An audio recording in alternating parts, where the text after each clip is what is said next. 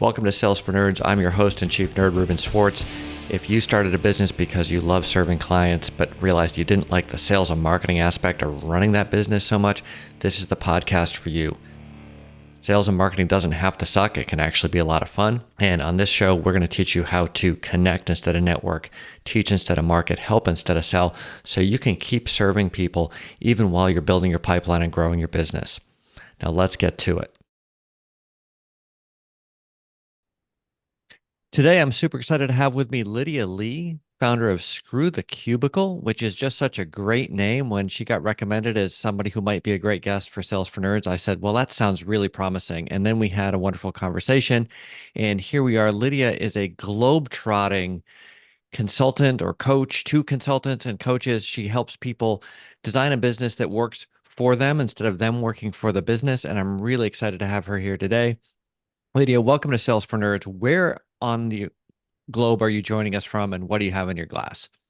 Well, today I'm much closer to you in continents. I'm in Vancouver, Canada, which is my previous stomping grounds where I grew up. And my home base is in Bali, which is about a whole day's worth of travel from here. So luckily we're on the same time zone, so I can be drinking with you today. But I do have a lovely probiotic kombucha in my wine glass today, which might be a little different by what you're consuming. Well, yeah, I've got this Patroni Sangiovese, which is an Mm, Italian grape, but it's from Sonoma County, California. So, gorgeous. mm, Cheers. cheers. I believe this is highly probiotic. Yes, we'll say it is today. All right, all right. So you literally just mentioned you're based out of Bali, but you grew up in Vancouver, and part of what you did is design your business so you could run it from anywhere. Tell me about your entrepreneurial journey and how did you figure out how to set something up that gives you so much freedom? I would love to say that I pre-planned this and everything worked out to plan, but it was sort of an accidental stumble and multiple stumbles along the way in the past 11 years of me being an entrepreneur. Originally, when I started my first business, which was not Screw the Cubicle, by the way, it was what I call a transition business from my old industry in educational consulting. I created a consulting agency, served similar clients that I used to serve back in my corporate job, actually converted my bosses into my first consulting clients. I negotiated a consultancy gig with them. And that was the first business I started. And then about 11 years ago when I started it, I'm not sure if you know about Vancouver, it's probably where you are these days as well. The lifestyle costs are quite high for someone Hmm. that didn't want to take out a loan for business. And I was a self-starter. I was sort of grassroots. It was sort of just like really milking my bank account, just being having to live in downtown Hmm. Vancouver. But I really enjoyed the lifestyle. I didn't want to kind of move back to the suburbs and get lower rent. I wanted to still continue to have a life and do the things that I enjoy. And so my family's from Malaysia originally, the best food in Southeast Asia, if I might add, if you haven't been. And I sort of wondered, what if people miss me that much if I wasn't, people weren't even coming to an office to see me. I was just on Skype calls. There was no Zoom at the time. Skype was sort of the only way to Hmm. call my international clients. And I thought, why don't I just test the grounds for a few months? If it sort of blows up in my face, whatever, come back to the drawing board and I'll be back where I started anyway. There's sort of nothing to lose for me. But what I really wanted to have was a bit more flexibility, a little bit more leeway in the cost of my lifestyle so that I didn't have to like take on clients I didn't want to take on just to pay Hmm. rent. Hmm. And for the first 2 years of your business, you're a little desperate, right? You're like, Hmm. okay, you want to pay me? Yes, I need that money. But I found myself kind of feeling the same way I felt in corporate, except this was my business, that I was really unfulfilled yet again, Hmm. except Hmm. I'm the boss and, I can't fire myself right now. Right. So I needed to kind of change something. And partly was the environment. And I sort of thought, what was the real reason, the real intention for me to quit a six-figure job with all the benefits and perks? And, I was actually due to be made partner to that job before I quit, which is something I really gave up. Right. But so what is the exchange here? Because it's not a sacrifice if it wasn't something I wanted anyway. So what's that new environment I'm trying to create? And so that was sort of the beta test, if you will, of 3 months that now has turned into 11 years into my life. That sort of started the ball rolling of just experimenting with whether I could run the show on the road. And then when I got to Bali, I started a blog called Screw the Cubicle, just mainly to document my transition and corporate identity crisis I was having leaving a job, and a place I could send my friends and family when they were asking me about what the hell I was doing and if I was having a midlife crisis a little too early. It was like, just go Hmm. read the blog. This is sort of my story. I don't want to have to explain this over again. And then that blog turned into a big readership that now, helped me to create a better career, a more meaningful career, helping other people transition out of corporate as well. So that all makes sense. And as someone who originally started my business with the intention of I'm going to work half the year and travel half the year, and won't this be great? And of course, I did not succeed in that. But you said you didn't want to pay to be in downtown Vancouver, but you kind of wanted to be in downtown Vancouver. But instead, you went to Bali. So Mm, the part I missed was you said earlier you didn't want to give up that sort of fun downtown Vancouver lifestyle, but you actually went across the globe. So right. help me understand that. Yeah, I think one of the things I felt the happiest I felt in my corporate job was when I was traveling. Mm, The idea of like learning about different cultures, meeting different people that didn't grow up the same way I grew up, language, food was a big part of pleasure for me. It sort of instigated these feelings of like, oh, life is happening around me, that was sort of different from sort of the mundane rituals I was used to. When you're somewhere for a long time with talking to the same people, having the same narrative, right? Like walking the same way to work. It's sort of that there's no sort of pattern interrupt in the way that you behave and see the world. hmm And so part of what I wanted to do was going, is Vancouver the only place I can call home, quote unquote, or is home wherever I kind of decide is a place that I can sort of do things that make my life happy. And part of that was having more hobbies, having more time freedom for hobbies, hmm not needing to work 40 hours a week if I can help it, right? And be able to have a balance of work and play, right? And not waiting for the vacation days to do that and for it to be integrated into my everyday life. And so part of that was seeking out a different location that, lifestyle costs could be lower, and hmm part of actually seeing new things is part of the experience.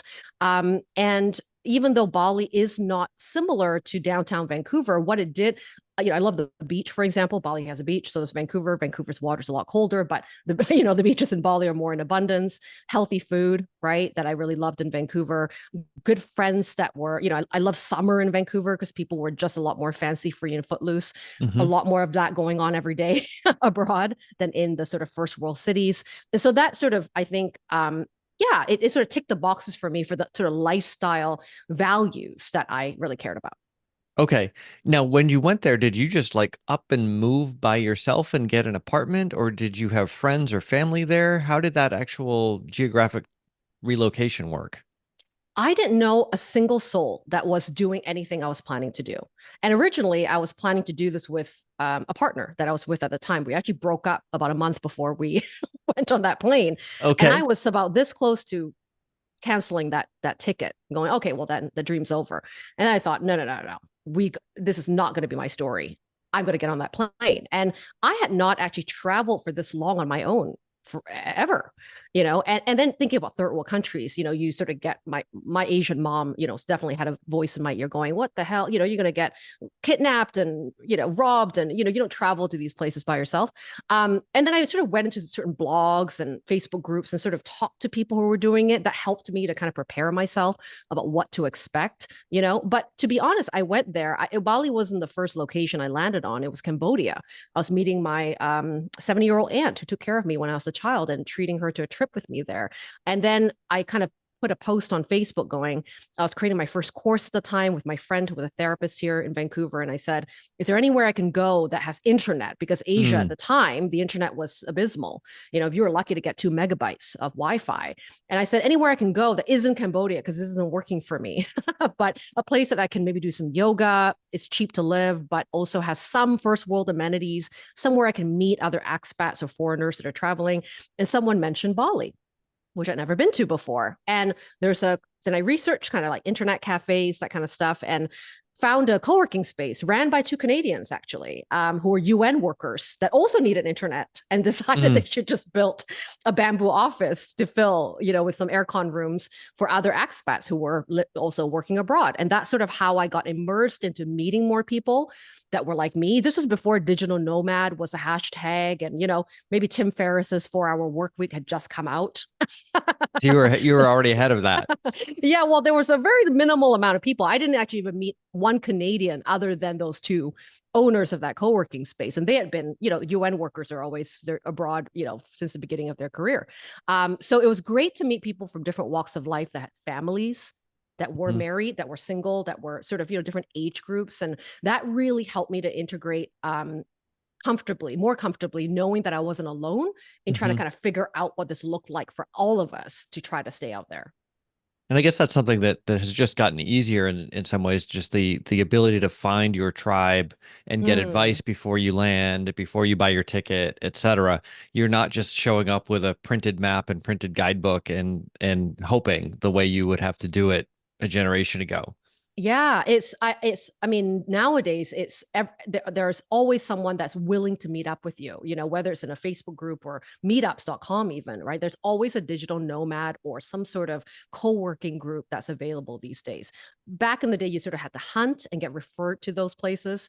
And not every city in Asia, for example, had a co-working space. This Hmm. kind of been a new thing in the last like maybe 5 to 8 years, so it's definitely gotten a lot easier, but I also like relish the time that it was my turn that moment in time because it was still very fresh and there was less like noise around what you should do. It was sort of like we created things from the ground up. People sort of helped each other in ways that were very generous and helpful because there wasn't that many of us at the time, so Hmm. it almost felt like you had a bit of a chosen family when you were Hmm. there because you weren't close to your own families back there. So yeah, it was a time that I never got to replicate again, and luckily I have these friends still for the last decade who have continued to have this lifestyle and I can hold on to. But yeah, it's definitely a different time for how we integrate these days too.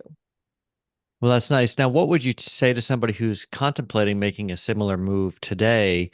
What should they be on the lookout for? Because I think some of your advice is probably going to translate well. And as you say, some of it's going to be different just because Mm. the world is different than it was when you started this. Absolutely. One of the great things is that the whole idea of remote work is much more normalized these days. So you don't have to explain as much as I used to have to explain it, Right. to be like, still trust me. I'm not there physically with you, but I'm a real legit person. I think most people are sort of quite welcoming and inviting of working with people sort of remotely or from different countries around the world. So that's a plus. One of the things that I always suggest, even to my clients that are thinking of like, could I live elsewhere? I'm not sure. Do I want this as a base where I'm from originally and then have multiple bases, And that question is always like, well, who knows? I don't have a crystal ball, neither do you. And so I think one of the things that really helped me when I first moved abroad, because I think I would have scared myself shitless if I said, this is a permanent decision.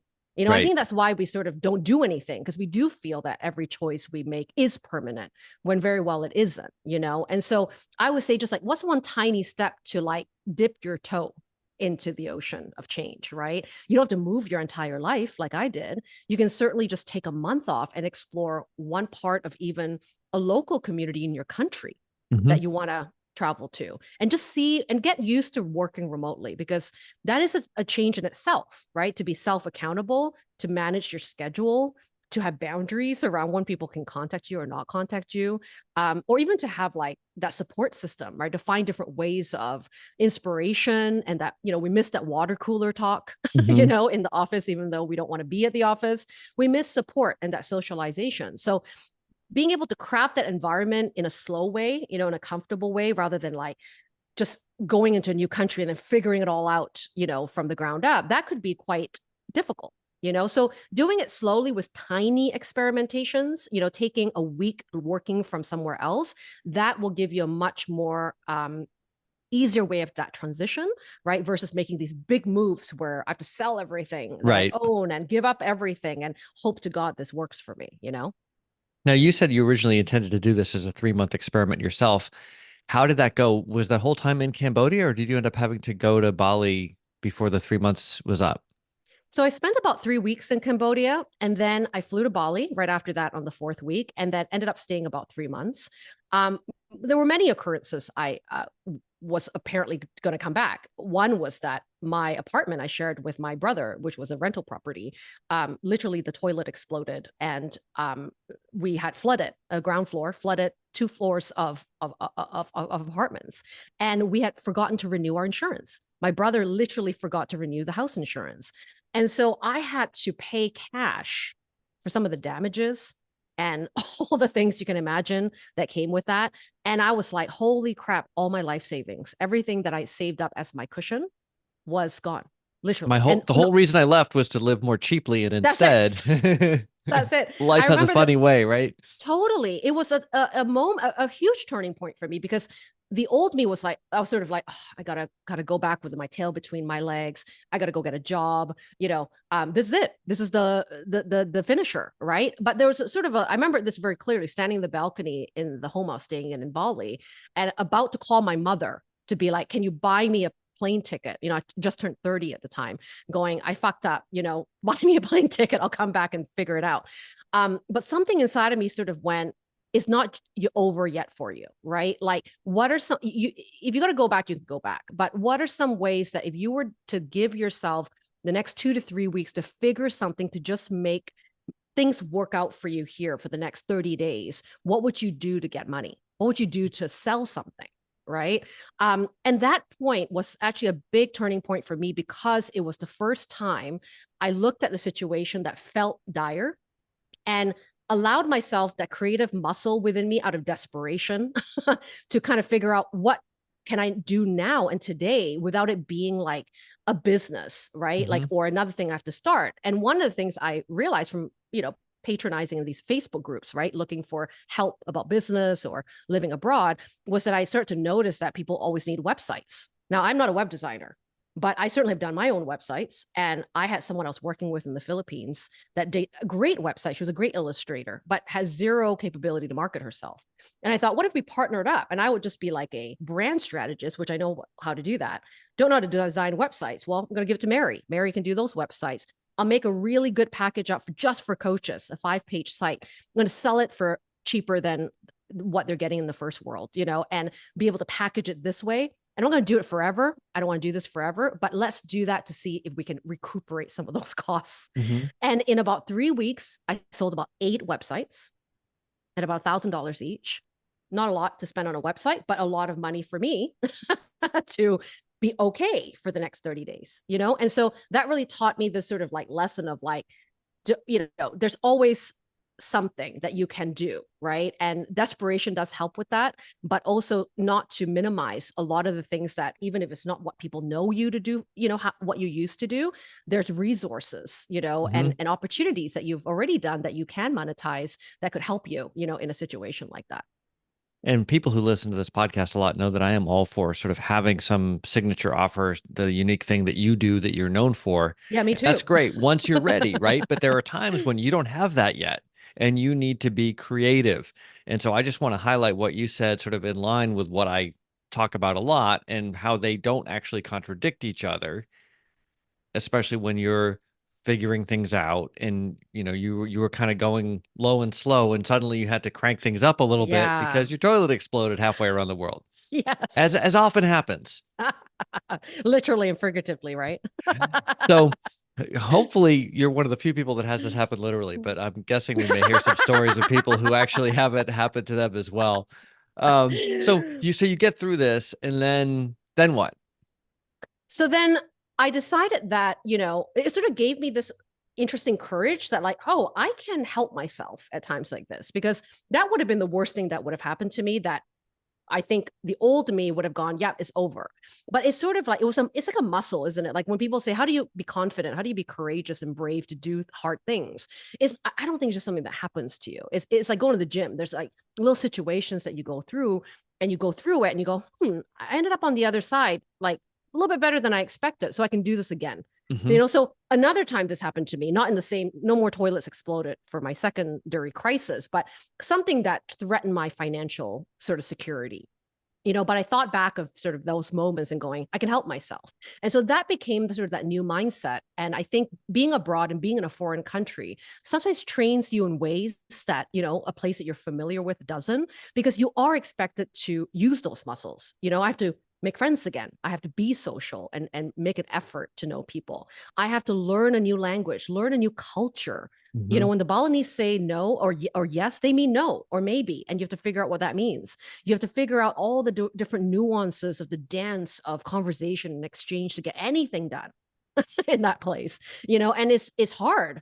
But also once you get it, you feel this sense of like oh, I know how to navigate this world. It's a game I get to play. And as long as I know what the rules are, and that I can create my own rules at times too, there's a freedom to knowing it's a palette that I get to Hmm. kind of, or a canvas I get to kind of draw in. And that sort of penetrated in the way that I looked at business as well. That, when I looked at my colleagues and other people, even my own mentors, there's sort of a certain way of a trajectory of a coaching business, right? It's like one-on-one coaching, and then maybe you write a book, and then you have workshops, and then you have group programs, then you might have a retreat. And that was sort of the way that built this big empire, have many offers and tons of clients to kind of be viewed as successful. And I did all those things. And 2015, I had my second burnout, which was, making the most revenue ever in my business and having the biggest health scare again, in my world, which made me kind of wake up to like, why am I following this trend of what people say is the successful sort of metric that I'm Hmm. meeting, that more is more is better, when actually that's not giving me the life I want to lead. I don't actually want 5 different programs to have to market every year. I kind of just want to have one. Hmm. Like, and it was so interesting because when I looked at my personal life, I have been a practicing minimalist for such a long time. By the way, what you see in the back is not my house, so I'm staying at someone's house at the moment. That would not be Okay, my that back. was gonna be my next question. I don't hoard this way. I mean, I have books. I love books, but it's like my house is pretty clean, and I've a very big intention on like when I buy things or introduce stuff to my house. It's sort of needs to serve a purpose, Hmm. and so I was such a minimalist, a practicing minimalist in my personal life, but in my business, I was a maximalist. It was like more social channels, more videos everywhere, more team members to manage all the different moving parts of this operation, and I didn't come back to my values of that, what would my business look like if I was to enjoy it and to look at different metrics of success that wasn't just about revenue. I want to make money, but what's Hmm. enough money? And then what's also other metrics of success like time, Hmm. spaciousness, white Hmm. space in my calendar, Hmm. afternoons off at certain days to do what I love to do. I didn't incorporate that into the design of my business, which, leads me to nowadays, right? Like you and I were talking about this sort of pre-interview kind of call, was that it's sort of, that experience redefined the way I viewed success in my business and also completely changed the way of how I showed up for my business in things like what I offer, who I take on as clients, what boundaries I have, even with working with clients. I'm an asynchronous kind of girl. Don't Hmm. really like live stuff. Didn't think I could do that back in the day. That people wanted live all the time. It's like, no, I don't do that anymore. Don't always do live, and that's just it. You want to work with me? That's the boundary. But we'll still do some great work if you're in for the ride. And so, learning how to sort of put my life first and Hmm. business second it has been and still continue to be the lesson I'm learning in my work. And I think that's so important, and I want to get into a little bit more detail because I think one of the things that we suffer from in the quote unquote West is the feeling that if something's good, more of it must be better. Mm, And especially things like money, it's very easy to quantify. So it's very easy to tell if you have more or not. And then a lot of the other things that are as or even more important are often harder to quantify. Like we know it when we have it or when we don't, but it's not like I have X amount of spiritual spaciousness versus Y amount. right. And so I think it's very easy to fall into the trap of this thing that I can measure and judge myself on ends up consuming everything else. So how do Mm, we go about being more deliberate and intentional about designing our business to support our lives? What should people be thinking about if they're listening to this thinking, gosh, I'd like to do some of that stuff that Lydia talked about? Because you don't necessarily have to move to Bali to do this. You can do this in no, your own office right the heck now. totally. And Bali may help and may be really fun and all that, but let's let people get started right away. Mm. Well, the first thing I want to say is that we also don't want to be afraid of money, because I think when I work with certain clients that are like, they'll either be like, I want to make a ton of money, or they feel bad about making money It's a as good well. point. Right. And so we have to kind of understand what's the purpose of money, that every dollar has a purpose, because everything I'm earning and are motivated to earn should equate to an experience I want to have. I'm not just hoarding money in a bank account. Right. And so what am I contributing, what I'm earning towards the future or now, right? Or what are the goals I'm looking to make with this money? And so, first of all, is getting getting clear on the numbers, because this is something that I was so afraid to do. Back in the day, 10 years ago, the reason why I was so much in debt was because I used to, like, not want to face the accountability of what I've been spending on. So when I would pay, the minimum payments or whatever in credit card bills, I would literally like put a hand over the total, Wow. just be like, pay minimum. Like I didn't want to face the consequence of having to have the shame. That's a whole other conversation around shame. But certainly people do that where they're like, I don't even know. I earn some money, it goes out. I have no idea where it goes. Right. So Hmm. just even not having that healthy relationship with money help it confuses things for us, right? Of being afraid of it or not really knowing how to control it and having money control us. So the first part I usually do when I work with my clients is really understand what their enough number is. And what I mean by enough is, what is the amount that you need today, not forever, Hmm. because we have different tiers. Like I work on sort of like what's the good, better, best goals for money, and the good goals is just like paying yourself, right? A living wage that Hmm. pays for your life, your rent, your kids, whatever it is that's part of your life, that's non-negotiable. And then once you hit that mark, right, we kind of upgrade ourselves to expanding our goals to maybe the good goal, which includes the renovations I want to do in my office next year, or the bucket list trip I want to take once Hmm. a year that I want to keep saving up for every single month for that, and be able to price my offers accordingly so Hmm. that I make those goals happen a lot more frequently, right? So even figuring out those numbers, their expenses, what's negotiable, what's non-negotiable, what their lifestyle costs are. Here I am thinking everyone does that because I have to do that to know how I could live there, right? But usually I don't think people do that as often. They don't really know what their lifestyle costs are, and also not quite sure what to eliminate that's Right. costing them money that is kind of not essentials either. When I looked at my numbers, I was seeing hundreds of dollars on a bunch of subscriptions and expenses that actually brings no joy to my life, but it's just there because I have automated payments onto it. Hmm. So, just being really clear about that money kind of sets the freedom for you to understand what to do with it and how to save and things like that. So Um, you're ahead of Marie Kondo on this again, just like you're ahead of Tim Ferriss, but you're kind of doing a Marie Kondo on your lifestyle, right? kind Not just of. on your closet. Yeah, I think that is one thing that, I'm so glad you brought that up because as I've been doing this for the last decade, it's hard to pinpoint what I did because it's sort of are these micro decisions that you make in that decade. But you're right. It is one of those things where, I did Marie Kondo my life, right? From friendships to what was taking up my energy every single day, what boundaries I have to put on with family members that were naysayers and dream crushers, to even the money, right? Of like, what am I spending on and how can I move that money and the intention for that money towards life goals that I actually really cared about, right? Being debt free was something I cared about, right? So a lot of, I'm been debt free for many years. Everything I buy these days are cash only, no credit cards. That's something of my personal goals that I want to meet, right? So those are the sort of things I had to get the right amounts for, what it Mhm. costs to build the house in Bali, what it costs for me to travel every year to Europe and Vancouver and live in Bali, what it would cost for me to go do my medical, Mhm. VIP mode in Bangkok, right? What is that? It's still a few $1,000s, right? I have to kind of consider. And so being like clear on those numbers really helped me to understand how much I need to make every single year. And also how can I make that money more effectively as well? Not more of it, but how Mhm. can I streamline my effort of showing up for my clients or my business, still doing high quality work, but creating systems or, even like eradicating certain things that are taking up time, but actually have no ROI, Mhm. in that behavior, right? Just being able to see my business in ways like I take all of December off just to Marie Kondo my business so that when I start the year, I'm not doing a bunch of shit I hate from last year just to continue the madness, right? But to be really honest with myself on what's right for me. And I want to go, you said a lot of really cool things there, but I want to highlight something in particular, which is sort of knowing what that enough number is lets you back design your business to support that number in a way that lets you run your business and your life the way that's best for you. And I think part of the trap of more is always better is it's really hard to sort of back out and simplify because the Hmm. answer is always just do more of everything. Yeah. And so knowing that number and then saying, okay, here's how I can do this in 11 months of work a year. Here's how I can do this while still drawing boundaries around my time and calling all the way back to what you're talking about working asynchronously has a it's kind of thing that a lot of people are going to say, well, my clients will never go for that.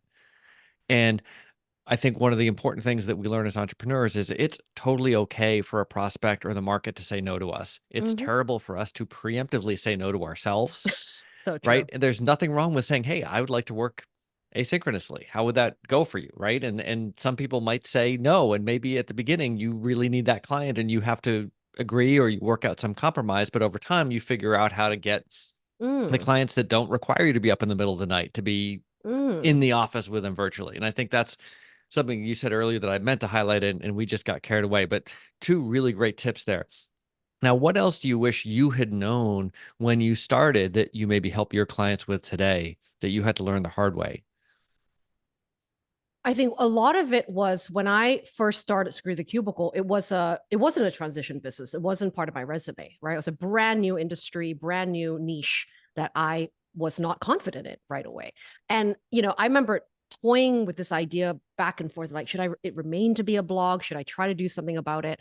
And part of that resistance, if you will, about starting that business was because I thought I needed to be a particular level of an expert Mm, to feel worthy to help, you know? right.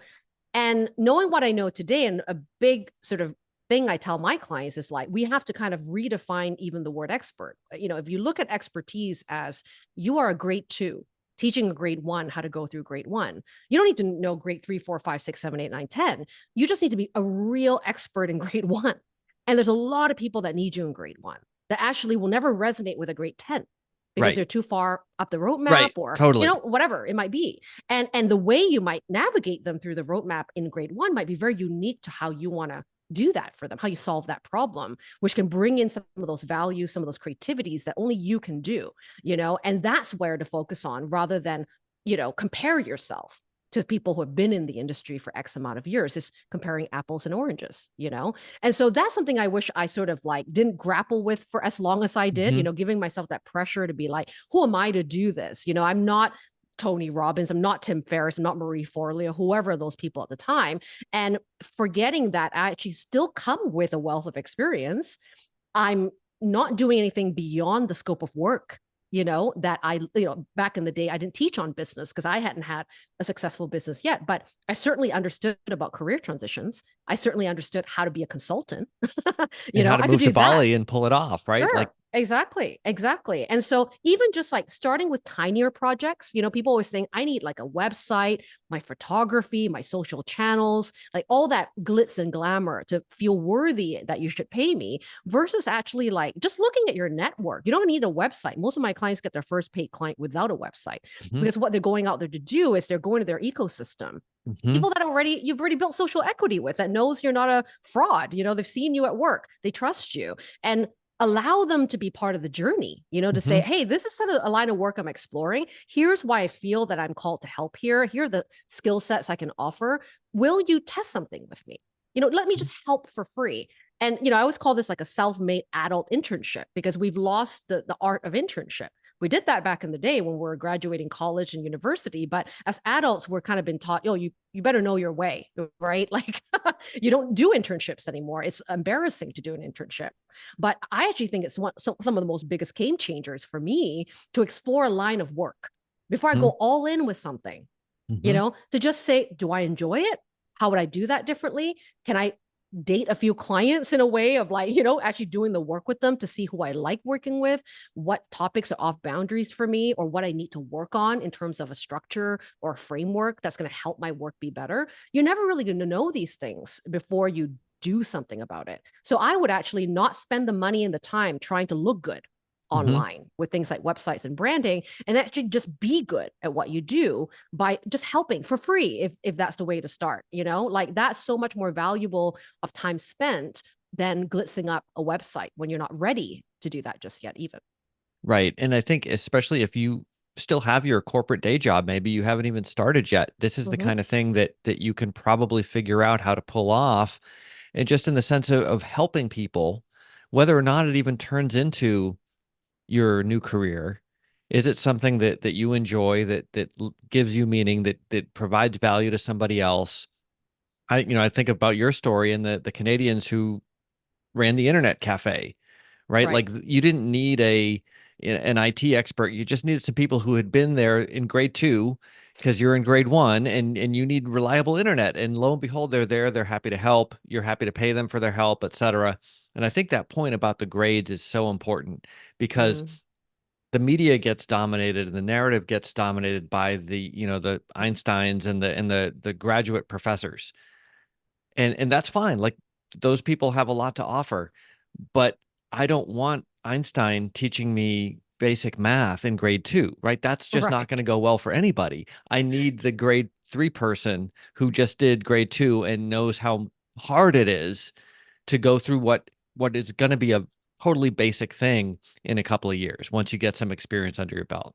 Oh, I love that you said that because that the people we see out there that's being celebrated, right, and put on a pedestal are these people that are the Elon Musk style of the world, right? So it feels really unreachable. So people tend to get discouraged that unless I'm that caliber, I'm not worthy of being an entrepreneur. And I think the same goes for even business models. Hmm. Like I chose a tiny business that isn't going to be on Forbes, Right.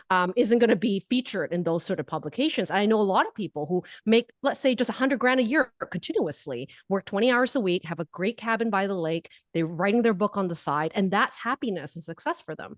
But those stories aren't as sexy, Right. as the next thing that some billionaire is doing. So we is regular people don't get access to these different examples of what that could look like, how success could look like. And, I'm so glad that we are having more of these conversations so that people can see that, what you want is not that far away from you. And you don't have to kind of sacrifice so much of yourself to reach a goal that isn't even yours to begin with.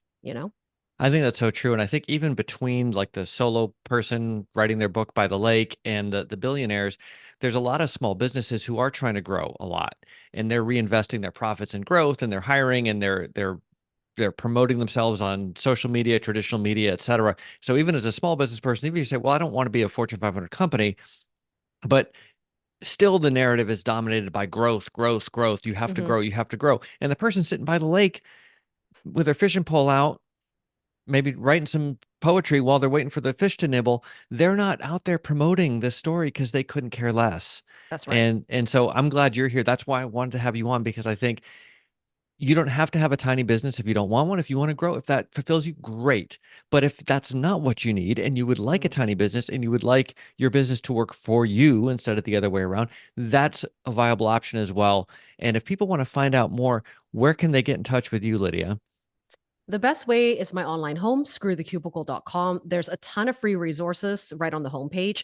One of the things I recommend if you want to kind of learn a little bit about what I talk about, how I help, is going through my YouTube channel. It's kind of like a little TV show. There's playlists there around career transitions to how do you start a meaningful business that you love and is also profitable, and all the way into like minimalist marketing strategies to solopreneurship strategies. So that's the best place to start. And yeah, there's a quiz on my website as well that the title is, what business should you start based on your personality type, and it sort of helps you to kind of get an idea of like what sorts of options of online businesses are great for introverts, people that do want to do, for example, asynchronous stuff or Hmm. behind the scenes and not be front facing constantly. What are the models of work and what offer types are available for that model, so that it gives you some ideas to know that there might be something for you, that is based on in alignment with who you are and what you want in your life versus trying to conform into a mold that doesn't suit you. Because the worst thing is being an entrepreneur, believing you have the freedom, but then actually trap yourself, into a role that isn't fulfilling. Because then, if not, just go back to corporate because that's much safer to have a Right. paycheck. Being an entrepreneur is about that freedom of expression and creative expression. So hopefully that helps to instigate some ideas for people that are wanting to do that too. Well, Lydia, thanks so much for joining us. Cheers and safe travels. Cheers. Thank you for having me. Thanks for listening. Drop an iTunes review or a review wherever you listen to this podcast. If you've got a friend who would benefit from this episode, let them know about it. If you've got a friend who wouldn't benefit from this episode, but you just haven't talked to for a while, now's a great time to give them a call. Thanks for listening. Until next time.